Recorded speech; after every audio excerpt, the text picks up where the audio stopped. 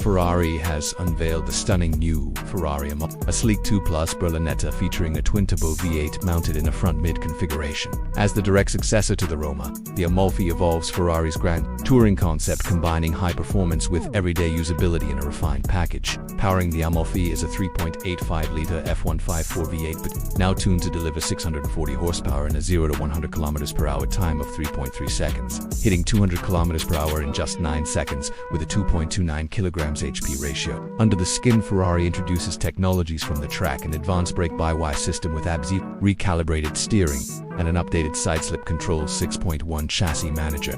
The design language is sculpted and minimal. At the front, a bold single-blade fascia replaces the old grille. Clean, monolithic lines sweep across the body in the launch color Verticostiera, inspired by the iconic Amalfi Coast.